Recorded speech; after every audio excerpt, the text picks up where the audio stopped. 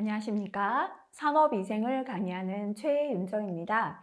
자, 이번 시간은 지난 시간에 이어서 산업위생 기사 필기 2021년 1회 기출문제 중에서 41번 문제부터 함께 풀이하도록 하겠습니다. 자, 41번 문제 파란색 별표 한번 붙여볼게요. 유해 물질의 증기 발생 유물에 영향을 미치는 요소로 가장 거리가 먼 것은? 유해 물질이 증기가 되는데 영향을 미치는 요소가 아닌 겁니다. 일단은 비중에 따라서 비중 무거운 거니까요. 증기가 되고 안 되고 있겠죠. 그 다음에 증기에 필요한 압력, 증기압 필요하고요. 사용량 필요합니다. 근데 노출 기준하고 증기 발생 비율과는 무관하죠. 자, 그 다음 넘어갈게요. 예식이 굉장히 잘 출제되는 내용이죠. 그죠? 회전차 외경이 600, 다시 말하면 D1이 600이고요. 원심 송풍기의 풍량이 200m의 삼승 per minute다. Q1이 되겠습니다. 그죠?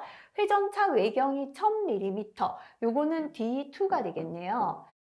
동류의 송풍기가 동일한 회전수로 운전된다면 풍량을 계산하라. Q2를 계산하시오라는 문제가 되겠습니다.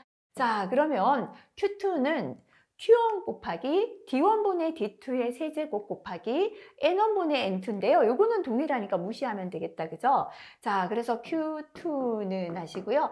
Q1이 지금 200이다라고 했습니다. 곱하기 첫 번째 직경은 600이고요. 두 번째 직경은 1000이었습니다. 그죠? 요거의 뭐다? 세제곱이다. 요거 계산하시면 되겠습니다. 답은 925.93이 답이 되겠습니다.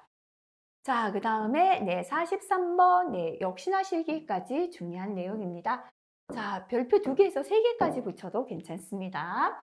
후드의 유입 개수가 0.8이다. 유입 개수 CE가 주어졌고요. 속도와 VP는 50이다라고 했습니다. 후드의 유입 손실은 압력 손실, 유입 손실 같은 거다. 그죠? 그래서 델타 P를 계산하라 라는 겁니다. 요거는 압력 손실 개수 곱하기 VP가 됩니다. 그죠?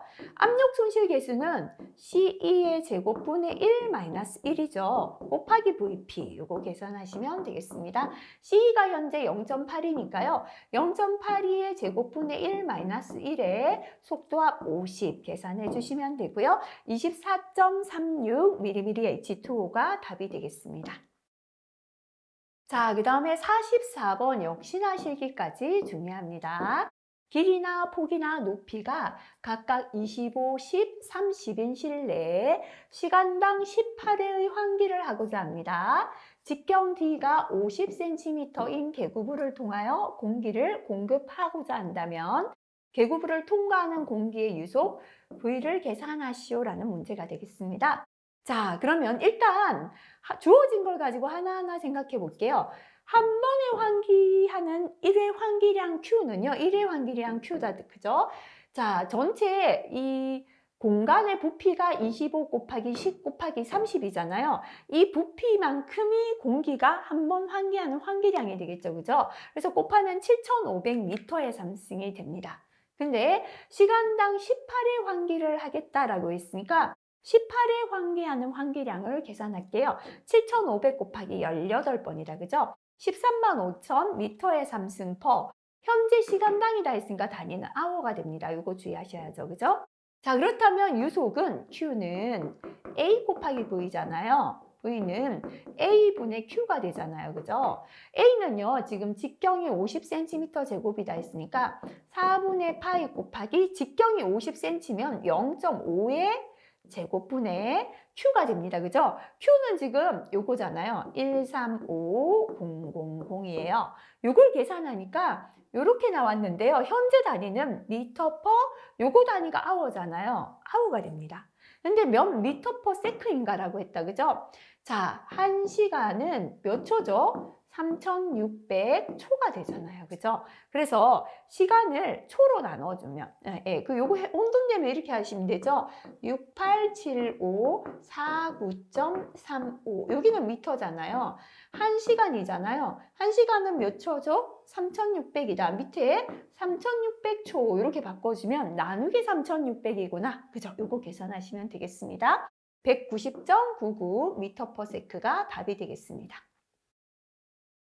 자, 그 다음 넘어가겠습니다. 예, 요것도 실기까지 중요합니다. 입자상 물질 집진기의 집진 원리를 설명한 것입니다. 아래 설명에 해당하는 집진 원리는 무엇입니까? 라고 했습니다. 분진의 입경이 크다라고 했습니다. 분진은 가스 흐름의 궤도에서 벗어나게 되고요. 즉 입자의 크기에 따라 비교적 큰 분진은 가스통과 경로를 따라 발산하지 못한다. 그죠? 자, 큰 분진은 통과하지 못하고 충돌된다. 그 말이죠. 그죠? 작은 분진은 가스와 같이 발산됩니다. 요건 뭔가 하면요. 가스 흐름의 궤도에서 벗어난다는 게 우리 관성이잖아요. 그죠? 그래서 요거는 관성 충돌 또는 충돌이 됩니다. 입자의 관성 때문에 원래 방향대로 이동하다가 흐름이 바뀌는 지점에서 부딪히며 충돌하면서 침착되는 현상이 되겠습니다. 그래서 요 관성 충돌은 대부분 입경이 큰 분진에게서 관성 충돌에 의해서 집진이 된다. 그죠? 답은 2번 답이 되겠습니다. 자, 그 다음에 46번 넘어가겠습니다. 요거는 실기까지도 중요한데요. 근데 파란색 별표 하나 더 붙일게요. 잘 나오지 않았습니다. 철제 연마 공정에서 생기는 철가루 비산을 방지하기 위해서 가로죠, 그죠? 폭이 주어졌어요. 폭이 50cm고 높이가 20cm인 직사각형 후드를 플랜지를 부착했다라고 했습니다. 그죠? 바닥면에 설치하고자 할 때 필요 환기량 Q를 계산하라 했습니다. 단, 제어 풍속은 ACGIH 권고치 기준의 하한으로 설정한다라고 했고요. 최대 거리는 개구면으로부터 30cm다라고 했습니다. 자, 그러면 제어 풍속 부위가 주어지지 않았어요. 지금 일단 외부식 후드에서 요거는 파란색이 아니네요. 그죠? 우리 외부식 후드에서 요거는 플랜지가 부착되어 있는 경우이기 때문에 자주 출제되었죠. 우리가 외부식 후드인데 플랜지가 부착되었을 때는 자, 우리가 곱하기 0.75 해주죠. 그죠? 송풍량이 25% 감소됩니다. 그래서 Q는 하시고요. 60을 곱할까 말까는 보시면 되죠. 환기량의 단위는 미니트고 현재 제어 속도의 단위가 주어지지 않았죠. ACGIH 하한으로 하라 했는데 지금은 무슨 작업이냐면 철을 연마하는 작업이에요. 그러면 철을 연마하는 작업의 제어 속도 범위 생각해 볼게요. 우리가 연마를 하는 작업은 어디에 해당되겠습니까? 이 작업이죠. 그죠? 초고속기류, 대단히 빠른 기동이 필요합니다. 2.5에서 10이고요. 단위는 미터 퍼 세크예요. 그죠? 근데 하한을 기준으로 한다 했으니까 2.5 미터 퍼 세크가 되는 거예요. 자, 그래서 다시 말하면 제어 풍속이 지금 2.5 미터 퍼 세크다라는 거죠. Q는 미니트고 속도의 단위는 세크 단위, 초의 단위니까요. 60을 곱해줘야죠. 그죠? 그리고 플랜지가 부착되었다 했기 때문에 0.75 곱해주고요. 그 다음에 VC, 제어 속도 곱해줘야죠. 그죠? 그 다음에 10 곱하기 떨어진 거리의 제곱이죠. 그죠? X의 제곱 플러스 A, 요게 공식이었잖아요. 자, 그럼 이제 대입하시면 됩니다. 그죠? 60 곱하기 0.75 곱하기 제어 속도는 금방 우리가 2.5다라고 했다. 그죠? 곱하기 10 곱하기 X인데요. 지금 최대 거리는 30cm다라고 했으니까 0.3m잖아요. 그죠? 제곱 플러스 A입니다. A가 지금은 주어지지 않았고 뭐라고 했냐면 가로와 세로가 나왔으니까 직사각형의 면적은 0.5 곱하기 0.2잖아요. 그죠? 요거를 A 대신에 넣어주면 되겠죠. 그죠? 그래서 A 대신에 0.5 곱하기 0.2 그죠? 요거를 중괄로 이렇게 바꿔주시면 되겠습니다.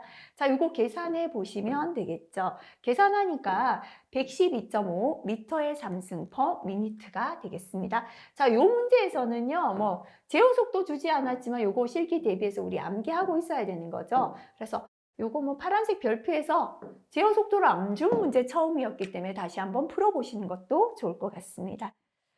자, 그 다음 넘어가도록 할게요. 네.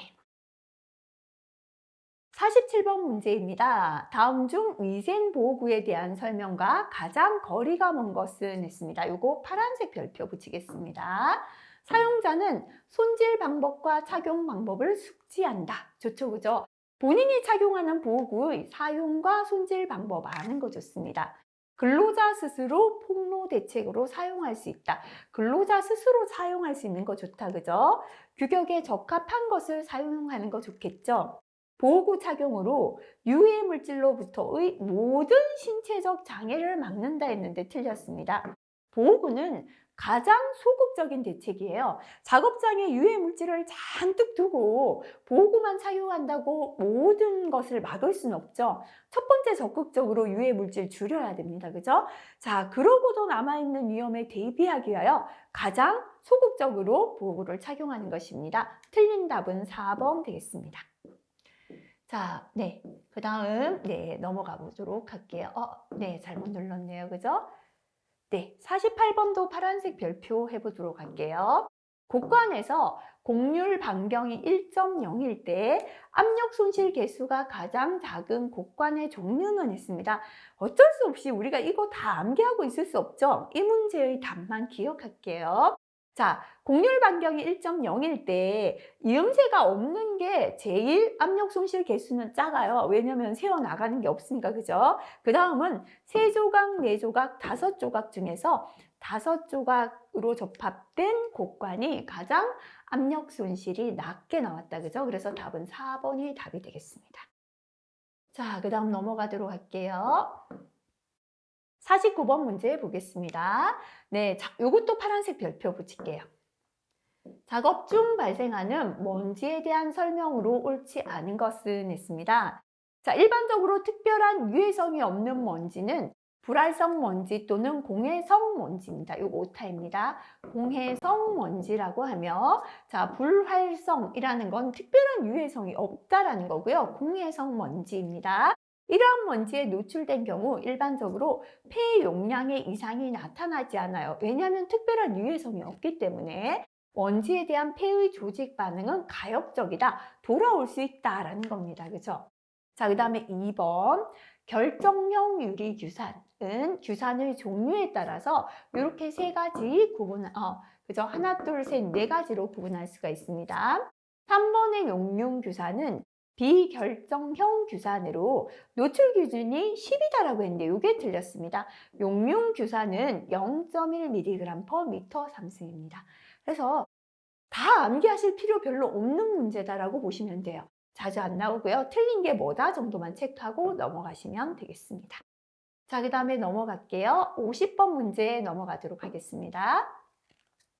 자, 실기까지 중요하죠. 그죠? 고열 배출원이 아닌 탱크 위에 한 변이 2m인 정방형 모양의 캐노피형 후드를 3측면이 개방되도록 설치하고자 합니다.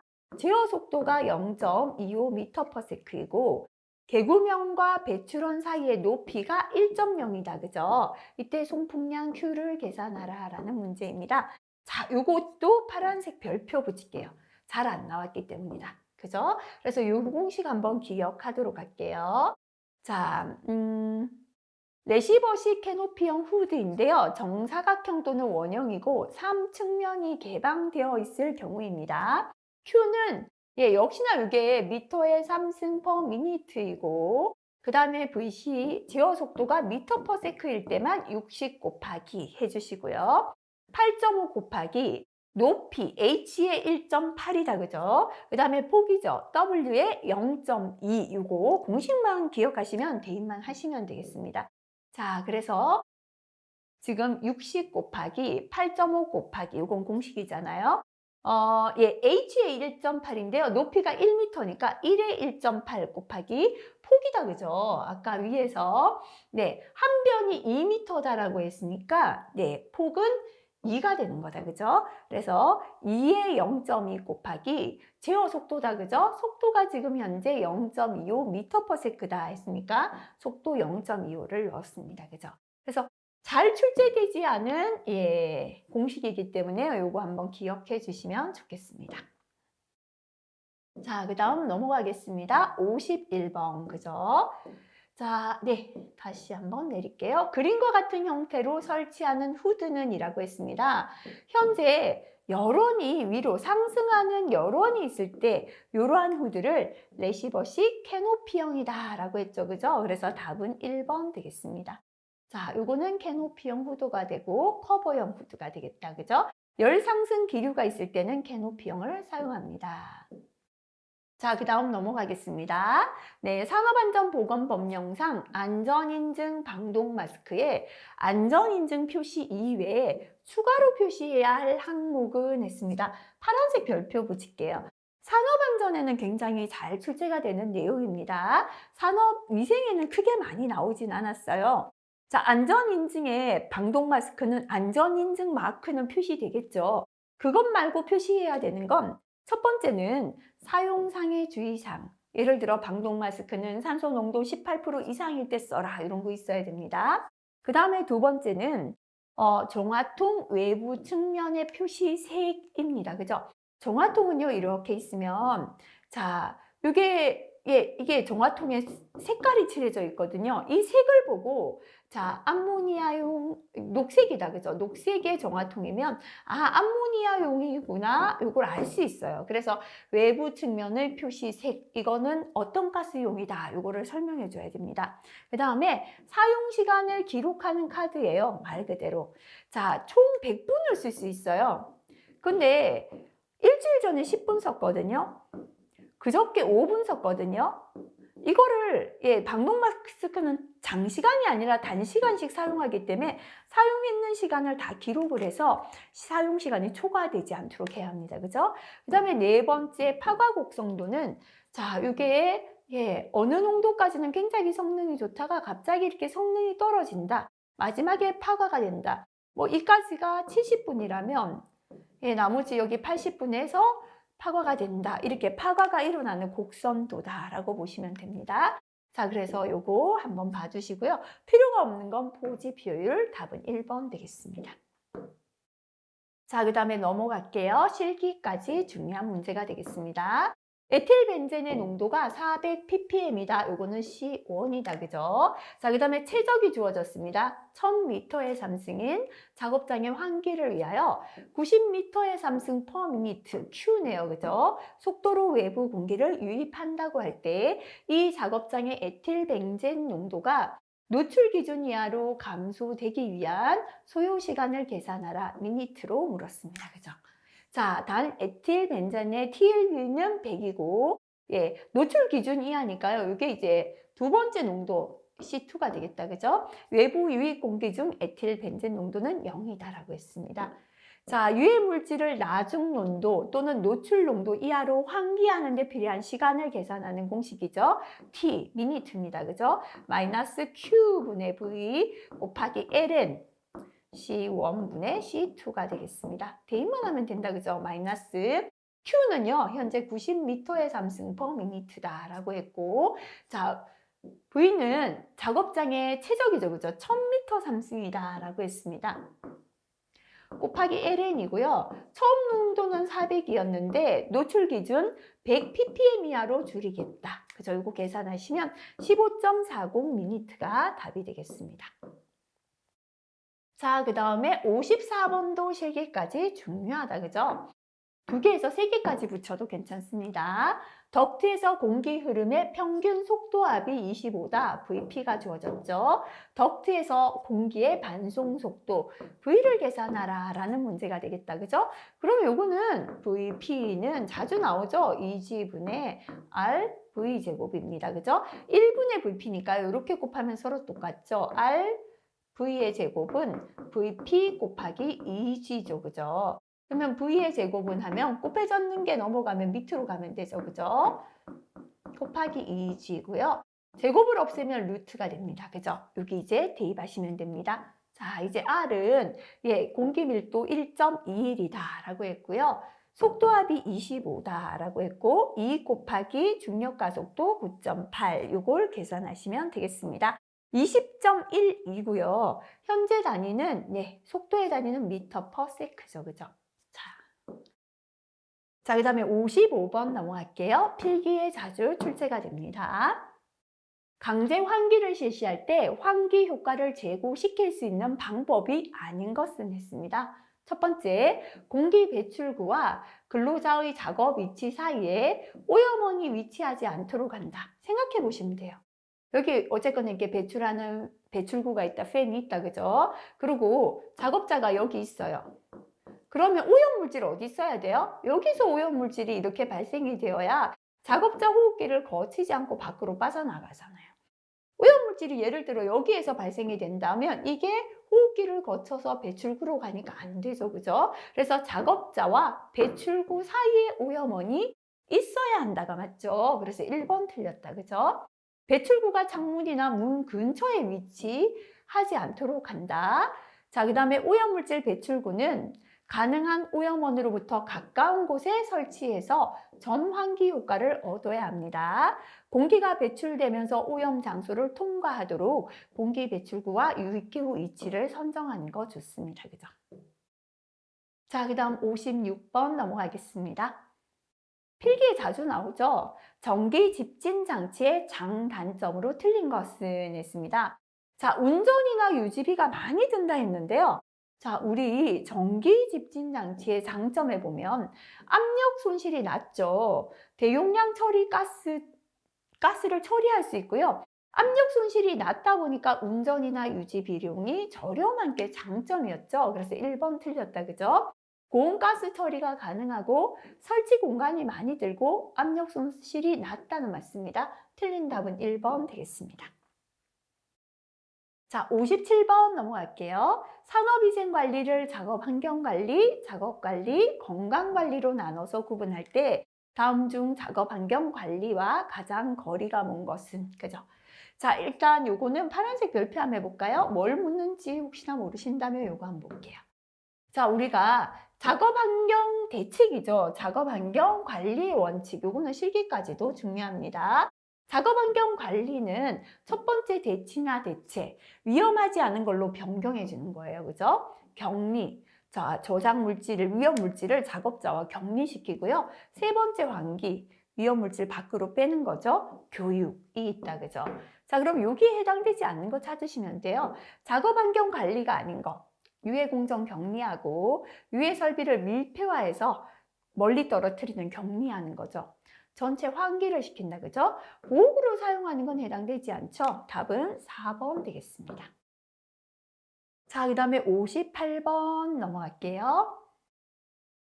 국소 환기 시스템의 슬롯 후드에 설치된 충만실입니다. 관한 설명 중 옳지 않은 것은 했습니다. 자, 후드가 크게 되면 충만실의 공기 속도 손실도 고려해야 한다. 충만실의 공기 속도 손실을 고려해야 한다. 좋습니다. 제어 속도는 슬롯 속도와는 관계가 없어 슬롯 속도가 높다고 흡인력을 증가시키지는 않습니다. 슬롯에서의 병목 현상으로 인하여 유체의 에너지가 손실됩니다. 자, 요까지 잘 모르더라도요, 우리가 충만실에서 한 개 알아야 되는 게 이겁니다. 충만실의 목적은 슬롯의 공기 유속을 결과적으로 일정하게 상승시킨다면, 상승시키는 게 아니고요. 충만실, 플래넘의 목적은 슬롯 후드 뒤쪽에 위치해서 압력을 균일화시킵니다. 그래서 답은 4번이에요. 그래서 결국은 이렇게 세 가지는 크게 중요하지 않고 요거 한 가지만 잘 기억하시면 됩니다. 그죠? 충만실은 압력을 균일화시킬 목적으로 설치한다. 그죠? 요거 기억하시고요. 그 다음 59번 넘어가겠습니다. 자, 자주 나오죠. 그죠? 실기에도 잘 나옵니다. 귀마개에 관한 설명으로 가장 거리가 먼 것은 웨이도에 삽입하는 귀마개다. 그죠? 휴대가 편하고요. 고온 작업장에서도 불편 없이 사용할 수 있죠. 근로자가 착용했는지 쉽게 확인은 하기 힘들죠. 삽입해 버리니까. 그죠? 제대로 착용하는 데 시간이 걸리고 요령을 습득해야 한다. 맞습니다. 답은 3번 되겠습니다. 자, 그 다음 60번 보겠습니다. 자, 덕트 설치 시 고려해야 할 사항으로 가장 거리가 먼 것은 직경이 다른 덕트를 연결할 때 경사 30도 이내 테이퍼를 부착합니다. 곡관의 곡률 반경은 최대 덕트 직경의 3.0 이상으로 하고 주로 4를 사용한다 했는데 이 부분이 틀렸습니다. 곡률 반경은 크게 하는데요. 최소 덕트 직경의 1.5배 이상, 주로 2.0으로 합니다. 그죠? 그래서 이게 틀렸고요. 송풍기를 연결할 때는 최소 덕트 직경의 6배는 직선 구간으로 합니다. 가급적 원형 덕트를 사용하고요. 부득이 사각형 덕트를 사용한다면 가능한 정방형을 쓰는 게 좋습니다. 그죠? 자, 틀린 거 2번 되겠습니다. 자, 그 다음에 61번 물리적 유해인자 관리 문제 풀이하겠습니다. 시기까지 중요합니다. 귀마개 차음 평가수 NRR이 27인 귀마개의 차음 효과는 얼마입니까? 라고 했습니다. 차음 효과는 NRR-7이죠. 27-7 곱하기 0.5 하시면 됩니다. 그죠? 계산하면 10. 답은 3번이 되겠습니다. 자, 62번 넘어가겠습니다. 소음성 난청에 영향을 미치는 요소의 설명으로 옳지 않은 것은 했습니다. 자, 음압 수준은 높을수록 유해, 더 해롭다, 그죠? 소음의 특성은 저주파음이 고주파음보다 유해하다가 아니라 고주파음이 저주파보다 유해하죠. 2번 틀렸고요. 노출 시간은 간헐적 노출이 계속적 노출보다 덜 유해하죠. 다시 말하면 계속 노출되는 게 더 유해합니다. 개인마다 감수성이 있다. 그죠? 그래서 틀린 거 2번 되겠습니다. 자, 63번 넘어가겠습니다. 진동 작업장의 환경관리 대책이나 근로자 건강보호를 위한 조치로 옳지 않은 것은 있습니다. 발진원, 진동이 발생되는 원인과 작업자의 거리를 가능한 멀리 하는 게 좋겠죠. 체온을 낮게 할수록 진동 장애는 더 심해진다, 그죠? 그래서 이건 틀렸고요. 저렴 패드의 재질로는 코르크, 펠트, 유리 섬유. 자, 이런 것들이 진동을 절연시켜주는, 그죠? 좀 진동을 줄여주는 효과가 있고요. 진동 공구 무게는 10kg을 넘지 않게 하고 방진 장갑 사용을 권장합니다. 답은 2번 되겠습니다. 자, 그 다음에 64번 한랭 환경에 의한 건강장애에 대한 설명으로 옳지 않은 것은 레이노시 병과 같은 혈관 이상이 있을 경우에 증상이 악화될 수 있다, 그죠? 이 진동 증후군이잖아요. 근데 이게 한랭한 환경에서는 더 악화된다, 맞습니다. 이도 동상은 수포와 함께 광범위한 삼출성 염증이 일어납니다. 참호족은 지속적인 국소 영양 결핍 아니죠? 뭐죠? 산소 결핍, 그죠? 하을링에 의한 신경 조직 손상이 발생한다. 참수족은 차가운 물에 장기간 발이 잠겼을 때잖아요. 그래서 한랭 환경에 장기간 노출된과 동시에 발이 지속적으로 습기나 물에 잠길 때 생기고요. 지속적인 국소의 산소 결핍이 원인이 되죠. 자, 그 다음에 전신 저체온의 첫 증상은 억제하기 어려운 떨림, 냉감각이 생기고 심박동이 불규칙하고 느려지며 맥박은 약해지고 혈압이 낮아진다. 그죠? 틀린 설명 3번 되겠습니다. 자, 그 다음 넘어가겠습니다. 필기까지 중요합니다. 자, 다음 중 피부에 강한 특이적 홍방과 색소 침착과 피부암 발생 등의 장애를 모두 일으키는 거. 이렇게 피부에 암을 일으키는 거, 그죠? 가장 큰 원인 4번의 자외선이 답이 되겠죠. 자, 그 다음 69번 역시나 필기에 잘 출제가 됩니다. 인체에 영향을 미치는 가장 큰 전신 진동의 주파수는 했습니다. 자, 전신 진동은요, 2에서 100Hz. 국소 진동은 8에서 1500Hz 범위에서 인체에 영향을 준다. 그죠? 그래서 2에서 100 답은 1번이 답이 되겠습니다. 67번 실기까지 중요합니다. 음력이 1.2W다. W가 주어진 겁니다. 소음원으로부터 35m 되는 자유공간 지점에서 음압 수준이니까 SPL을 계산하시오라는 문제죠. 자, 그러면 역시나 음력 W가 줬기 때문에요. 우리가 계산할 수 있는 건 음향 파워 레벨 PWL부터 계산할 수 있다. 그죠? PWL은 10 곱하기 로그였죠. 그죠? 10 곱하기 로그 W0분의 W인데요. W0는 기준 음력이었죠. 10의-12 2승분의 현재 1.2W다. 요거 계산하시면 되죠. 계산하니까 120.79가 나왔습니다. 근데 계산하라는 건 PWL이 아니라 SPL을 물었다. 그죠? 자, 그래서 자유공간이다 라고 했으니까요. 자유공간에서 무지향성 정음원일 때. 그죠? 공식 요거죠. SPL은 PWL-20 곱하기 로그 R 마이너스 11이다. 그죠? 그래서 PWL이 지금 계산했는 120.79고요. 마이너스 20 곱하기 로그 네, R이잖아요. 35m니까 35. 마이너스 11 계산하시면 78.91이 답이 되겠습니다. 단위는 데시벨이 됩니다. 자, 그 다음 넘어가겠습니다. 예, 요거는 앞에서도 나왔죠, 그죠? 극저주파 방사선에 대한 설명으로 옳지 않은 것은 1번 보겠습니다. 강한 전기장애 발생원은 고전류 장비와 같은 높은 전류와 관련이 있고, 강한 자기장애 발생원은 고전압 장비와 같은 높은 전하와 관련이 있다 했는데 이게 틀렸죠, 그죠? 자, 그래서 해설 보도록 할게요. 전기장은 전압에 의해 발생됩니다. 자기장은 전류에 의해서 발생된다. 그죠? 그래서 나머지보다는 1번이 틀렸다 구분하실 수 있으면 되겠습니다. 자주 출제되죠. 그죠? 전리 방사선의 영향에 대하여 감수성이 가장 큰 인체 내 기관은 했습니다.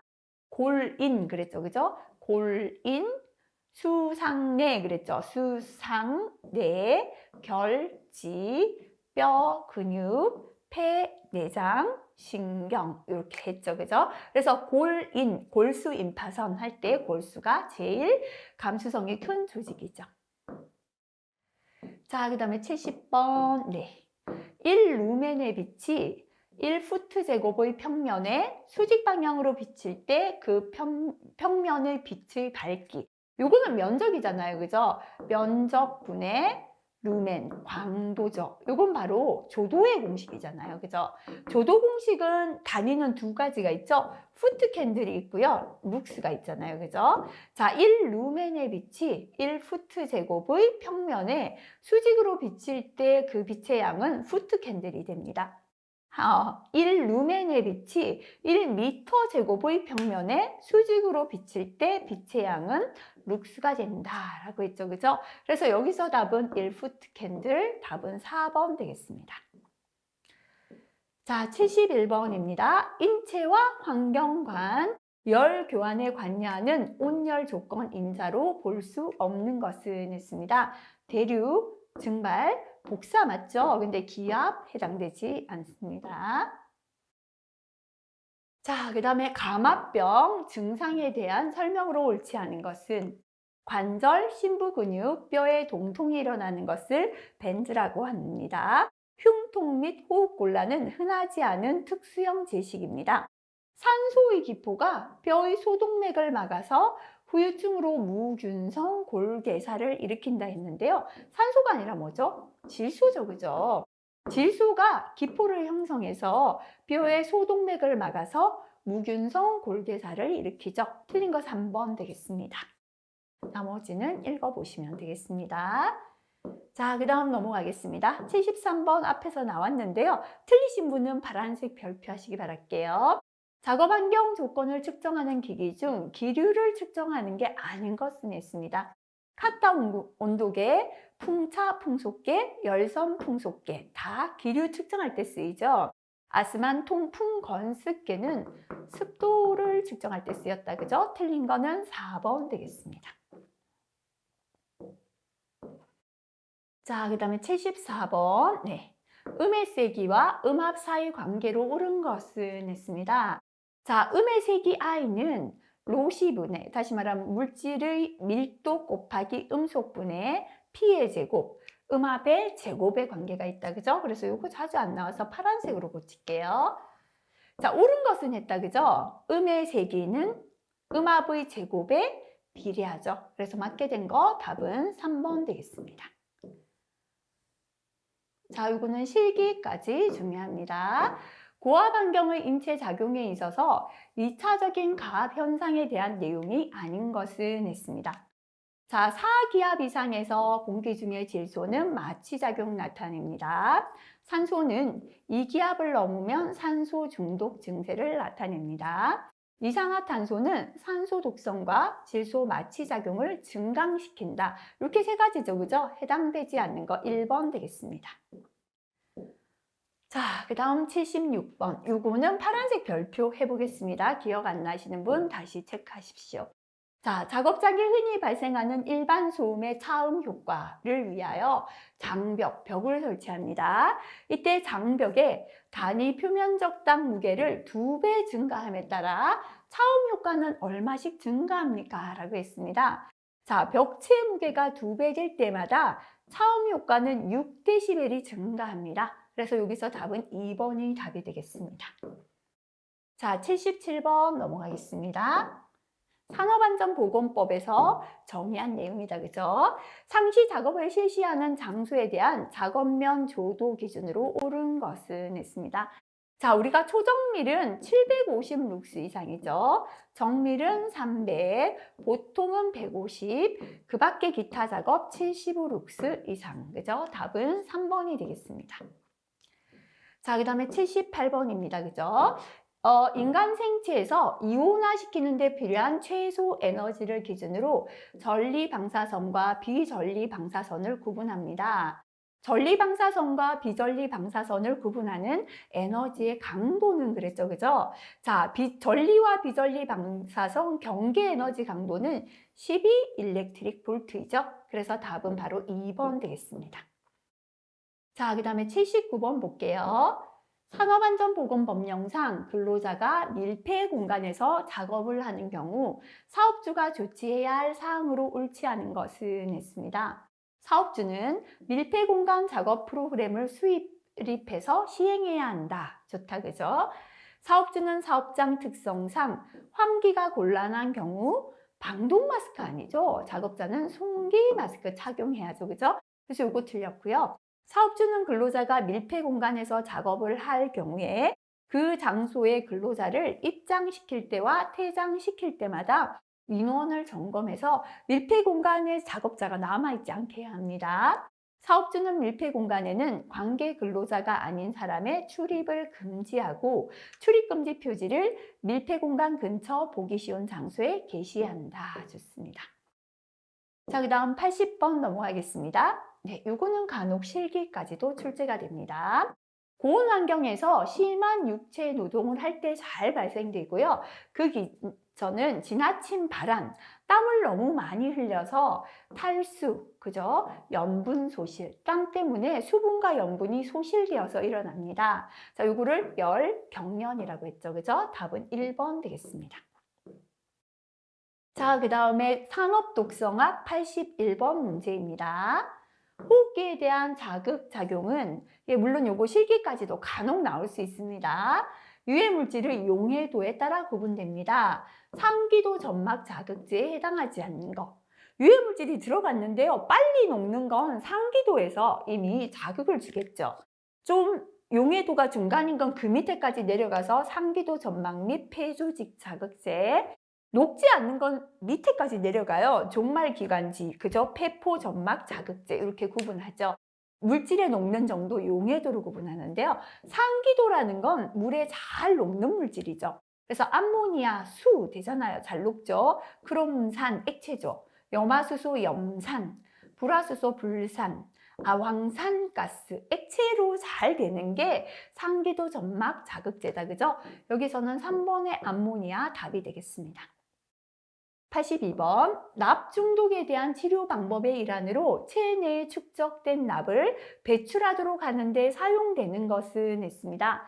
자, 납 중독의 치료는 금속에 대해서 킬레이트 작용을 하는 화합물로 치료합니다. 배설 촉진제인 CaEDTA, 페니실라민을 투여한다. 그죠? 자, 그 다음에 납 중독 치료에 사용되는 납 배설 촉진제는 신장이 나쁜 사람에게는 금기로 되어 있다라고 했습니다. 자, 그러면 납 중독을 치료할 때는 CaEDTA, 그죠? 답은 1번 되겠습니다. 네, 83번 요거 별표 2개 붙일게요. 다음에서 설명하고 있는 유해물질 관리 기준은 뭡니까? 했습니다. 이것은 유해물질에 폭로된 생체 시료 중 유해물질 또는 그 대사물질에 대한 생물학적 감시를 실시하며 생체 내에 침입한 유해물질의 총량, 유해물질에 의하여 일어난 생체 변화 강도를 지수로 표현한 것이다. 다시 말하면 근로자의 생체 시료로부터 이 유해물질의 생체로 침입한 유해물질의 양을 알아낸다 했죠, 그죠? 자, 생물학적 노출 지수, 폭로 지수, 이 BEI입니다. 그죠? 혈액, 소변, 호기, 모발 등 생체 시료로부터 유해 물질에 대한 근로자의 노출량을 평가하는 기준으로 BEI를 사용합니다. 그래서 답은 바로 2번이 되겠습니다. 자, 84번 넘어가겠습니다. 실기까지 중요합니다. 수치로 나타낸 독성의 크기가 2와 3인 두 물질이 화학적인 상호작용에 의해서 상대적으로 독성이 9로 상승했어요. 2 플러스 3을 더하면 5가 돼야 되는데 5가 아닌 9로 독성이 훨씬 더 커졌다. 그죠? 요거는 상승작용이죠. 답은 3번입니다. 자, 상가작용은 독성이 합과 같은 거죠. 그죠? 자, 그 다음에 상승작용은 합보다 훨씬 독성이 커지는 거고요. 가승작용은 독성이 없던 물질과 있는 물질이 결합해서 독성이 강해지는 겁니다. 기량작용은 독성의 합보다 더 독성이 낮아지는 거다. 그죠? 동시 노출될 때 독성은 단독물질 독성보다 약해지는 게 기량작용입니다. 이 해설 꼭 한번 체크하고 넘어가시고요. 85번 넘어가겠습니다. 자, 이거 파란색 별표 할게요. 화학물질 및 물리적 인자의 노출 기준상 산화규소 종류와 노출 기준이 올바르게 연결된 것은 했습니다.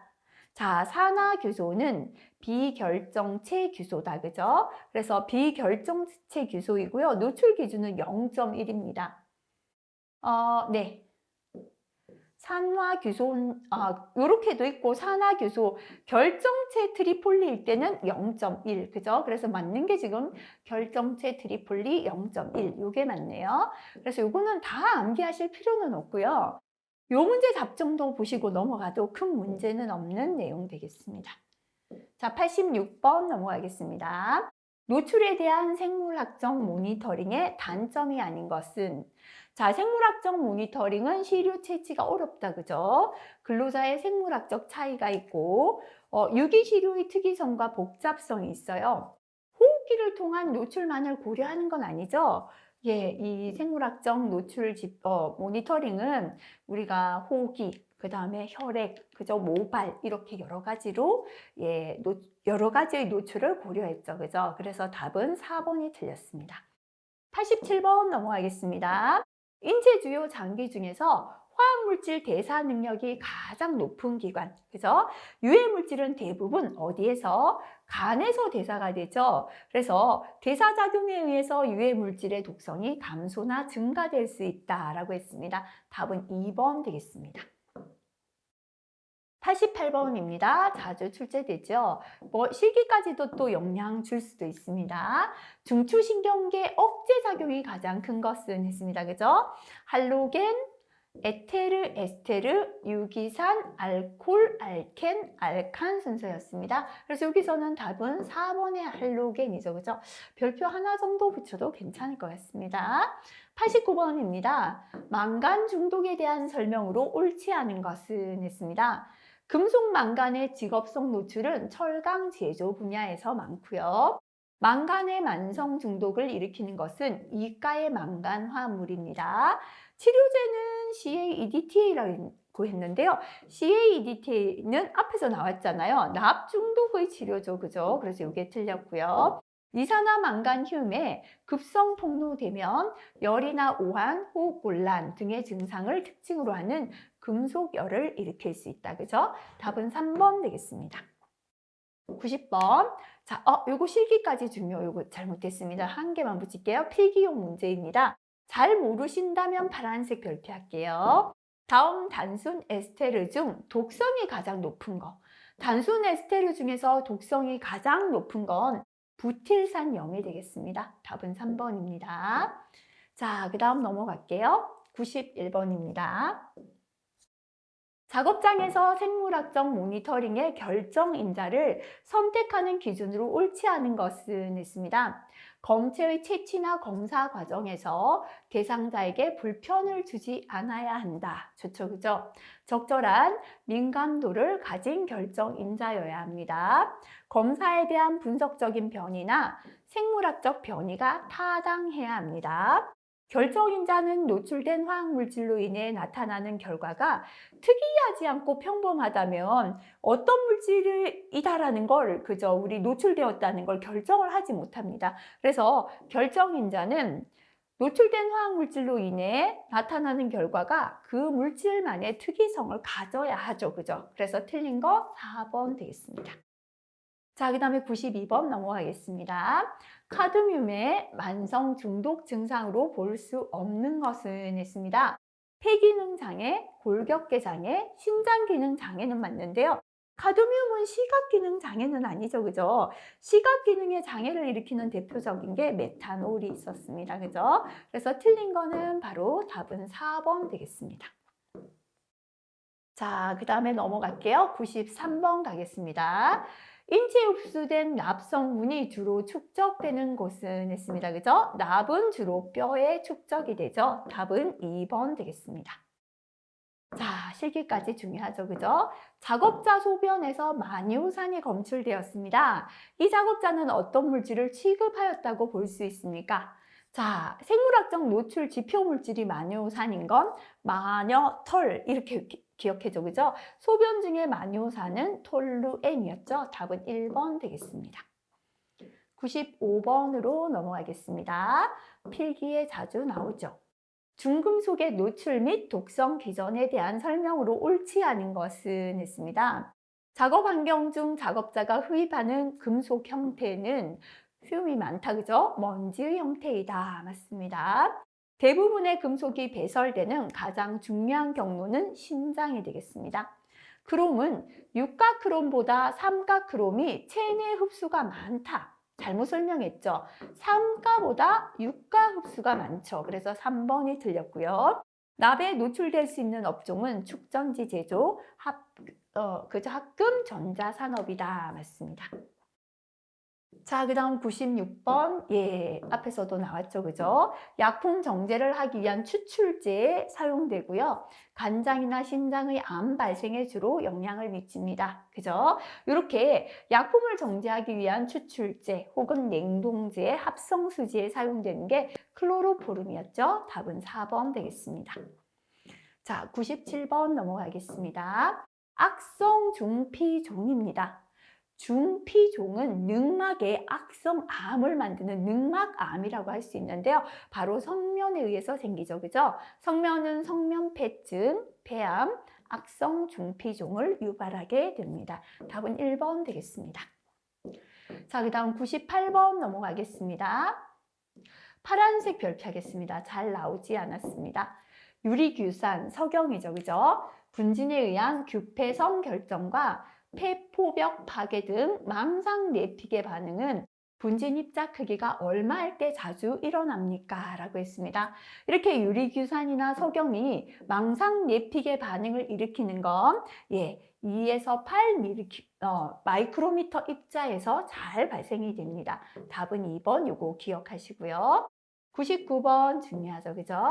입자상 물질의 호흡기계 침착 기전 중에 길이가 긴 입자가 호흡기계로 들어오면 입자의 가장자리가 기도 표면을 스치면서 차단시킨다. 그죠? 긴 건 표면을 스치며 차단시켜버린다. 이렇게 기억하세요. 그래서 요거는 바로 차단 현상을 설명한 게 되겠습니다.